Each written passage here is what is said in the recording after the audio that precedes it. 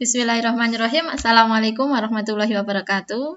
Selamat pagi anak-anak semua kelas 7A dan 7B di MTS Yayasan Masitoh Gamping.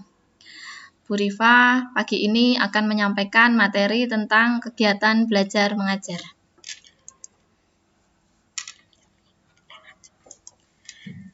Kegiatan belajar mengajar atau biasa disingkat dengan KBM, itu bisa diartikan proses di mana guru dan siswa berinteraksi timbal balik satu sama lain yang bersifat saling mempengaruhi dan dipengaruhi. Artinya, proses ini tidak bisa hanya berjalan satu arah, tidak bisa hanya Bu Guru sendiri dan Pak Guru sendiri ataupun siswa sendiri. Jadi, dua-duanya harus ada interaksinya. Di MTS Yayasan Masitoh, saya sampaikan struktur kurikulumnya, yaitu sudah menggunakan kurikulum 13 sesuai dengan regulasi yang paling baru, di mana pelajaran PAI dan Bahasa Arab menggunakan regulasi KMA 183 tahun 2019 dan pelajaran umumnya sudah disesuaikan dengan regulasi yang berlaku di Dinas Pendidikan. Artinya materi pelajaran yang ada di MTS itu sudah sama dengan materi yang ada di SMP negeri. Dalam satu minggu, besok kalian akan belajar sebanyak 48 jam tatap muka dalam satu minggu yang dilaksanakan pada hari Senin sampai Sabtu. Di sini ditayangkan jumlah jam pelajarannya, di mana untuk pelajaran agama yang meliputi Quran hadis, akidah akhlak, fikih, dan SKI sebanyak 2 jam pelajaran. Kemudian bahasa Arab 3 jam pelajaran, PKN 3 jam pelajaran, bahasa Indonesia 6 jam, matematika dan IPA 5 jam, IPS dan bahasa Inggris 4 jam, seni budaya, olahraga, TIK, teknologi informatika, bahasa Jawa dan Tahfiz masing-masing sebanyak 2 jam, sehingga dalam satu minggu terdapat 48 jam. Jam belajar untuk masa reguler atau keadaan normal ini dimulai jam 7 kurang seperempat yang diikuti tadarus bersama, kemudian pelajaran jam pertama jam 7 sampai jam 7.40. Akan tetapi karena sekarang ini kita masih dalam waktu pandemi COVID-19, sehingga waktu belajar kita disesuaikan sesuai dengan hari masing-masing. Jadi di sini saya sampaikan ada hari Senin sampai Kamis dan hari Sabtu. Ini dimulai jam pertamanya jam 8, jam keduanya jam 8.30, jadi masing-masing jam itu 30 menit, sampai jam ke-8 yang diakhiri pada pukul 12. Kemudian khusus untuk hari Jumat, karena ada ibadah Jumat wajib, maka dimulai jam pertama pada jam 7 sampai jam 7.30, dan jam ke-8-nya dimulai jam 10.30 sampai jam 11. Kemudian ekstrakurikuler yang ada ini dibagi dua. Yang pertama yang wajib meliputi pramuka dan tapak suci. Kemudian yang pilihan ada hadroh, paduan suara, tari, kiroati, dan olahraga. Penilaian. Jadi selama kalian menjadi siswa MTS, ini yang dinilai tidak hanya dari segi kognitif, tidak hanya dari segi sikap, tidak hanya dari keterampilan, tetapi 3 komponen ini semua digunakan sebagai penilaian. Yang pertama, penilaian sikap, ini melalui pengamatan, penilaian antar teman, dan penilaian sendiri. Jadi, teman itu bisa memberikan penilaian untuk dilaporkan ke guru mapel, guru wali kelas, guru BK, ataupun sampai tingkat kepala madrasah, sehingga bisa memberi pengaruh terhadap nilai kalian. Kemudian pengetahuan ini meliputi tes tertulis, lesan, dan penugasan. Yang pelaksanaannya dibagi dalam 4 materi atau 4 macam. Yang pertama penilaian harian, setiap satu materi selesai, penilaian tengah semester, penilaian akhir semester, dan penilaian akhir tahun untuk menentukan naik tidaknya di kelas berikutnya. Yang ketiga, penilaian keterampilan yang meliputi proyek, portofolio, dan praktek. Jadi proyek ini mungkin dari materi-materi atau pelajaran tertentu nanti diminta membuat karya. Karyanya itu yang akan dinilaikan. Pembobotan nilai pengetahuan, ini 80% dari rata-rata ulangan harian ditambah 20% dari penilaian akhir semester atau penilaian akhir tahun. Di mana rata-rata ulangan harian ini meliputi dua komponen, yaitu nilai penilaian harian, nilai harian ulangan, dan ditambah nilai PTS, penilaian tengah semester. Kemudian untuk keterampilan pembobotannya 50-25 banding 25. Di mana nilai prakteknya 50, nilai portofolionya 25, nilai proyeknya 25. Portofolio itu apa? Kumpulan tugas. Jadi 1-2 tugas yang terlewatkan atau yang terlalaikan itu akan mempengaruhi nilai. Jumlah jam pelajaran tadi sudah ya. Kriteria ketuntasan minimal. Untuk materi pelajaran agama, nilai minimal yang harus kalian capai ini 75. Kemudian PKN dan Bahasa Indonesia 70.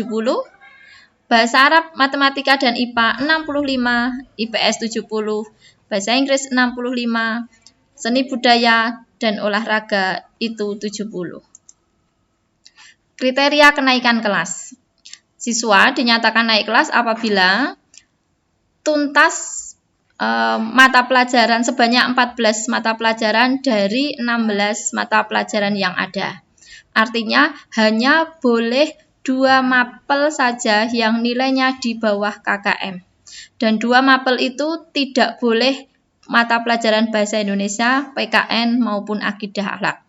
Karena kalau matematika, karena kalau PKN, Akidah Akhlak, dan Bahasa Indonesia itu di bawah nilai tuntas, itu otomatis tidak bisa menolong di dalam kenaikan kelas. Jadi syarat mutlak yang harus tuntas adalah pelajaran Akidah Akhlak, PKN, dan Bahasa Indonesia. Penentuan mata pelajaran yang tidak tuntas ini dengan dijumlahkan antara semester ganjil dan semester genap. Jadi kalau hanya boleh 2, berarti di semester 1 hanya boleh 1, di semester genap hanya boleh 1. Tetapi Bu Rifa berharap kalian semua tetap semangat belajar dari rumah, meskipun belajar dari rumah, sehingga nilainya tuntas di atas batas minimal. Nilai kepribadian baik, memiliki akhlak yang baik, sedikit melakukan pelanggaran, dan mampu bersikap sopan santun. Nilai pengembangan diri minimal baik, antara lain meliputi kegiatan ekstrakurikuler dan menghasilkan karya tulis dan artikel.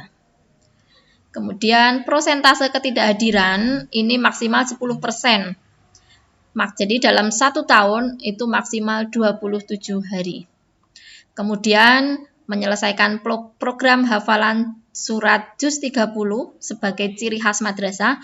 Untuk kelas 7, kalian harus menyelesaikan 13 surat. Apa saja? Dari surat Anas sampai surat At-Takasur.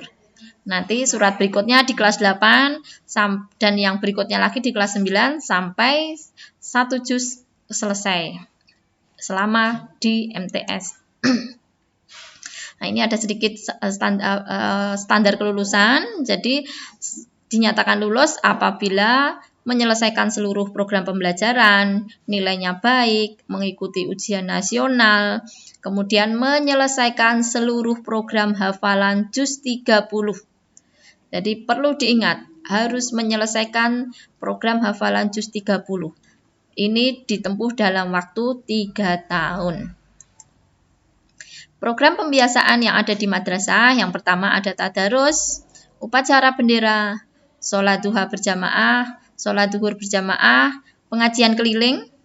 Jadi di pengajian keliling itu nanti dari MC, dari yang memberikan kultum, yang memberikan doa, semuanya dari siswa yang sudah ditunjuk, yang nanti akan bergantian. Sehingga setiap anak memiliki kesempatan yang sama untuk menjadi petugas pengajian keliling. Kemudian ada Career Day, atau kegiatan seperti dagang wirausaha yang ada di sekolah. Kemudian membatik, kegiatan sunur dan pesantren kilat. Sunur itu sungkem dan janur. Jadi membuat janur dan acara sungkeman serta pesantren kilat. Kemudian nanti ada penyuluhan dari puskesmas dan polsek, ada bimbingan konseling, ada program manasik haji. Kemudian ini yang berikutnya ada literasi QFL atau penulisan Quran Follow the Land. Ini adalah proses menebalkan. Jadi Quran itu dibuat, dicetak yang tulisannya samar-samar, kemudian nanti setiap siswa akan menebalkan tulisan Al-Quran itu sehingga nanti selama 3 tahun di madrasah itu bisa menyelesaikan 30 juz dan peringatan Hari Besar Islam.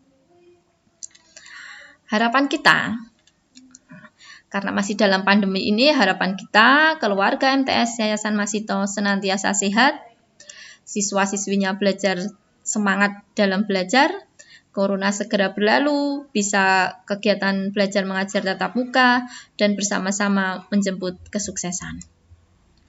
Kemudian ada sedikit lagi, ada tugas dari Purifa yang harus kalian kerjakan, di mana nanti tugas itu yang sudah kalian kerjakan difoto dan dikirim ke link Google Form yang nanti akan disampaikan di grup kelas ataupun dikirim melalui WA.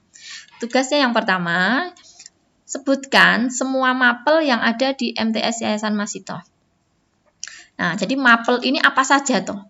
Kalian harus tahu. Nah, yang kedua, syarat kenaikan kelas. Jangan sampai nanti sudah mendekati 1 tahun, kalian masih belum paham syarat kenaikan kelasnya apa. Ternyata banyak syarat yang belum saya penuhi. Saya nanti ini bisa tidak naik kelas. Karena apa? Karena ketidaktahuan dari awal. Nah, makanya syarat kenaikan kelasnya nanti kalian tulis. Kemudian yang ketiga, tuliskan contoh pembiasaan yang ada di MTS Masito. Tidak sulit, hanya perlu telaten. Demikian kurang lebihnya, mohon maaf. Saya akhiri. Wassalamualaikum warahmatullahi wabarakatuh.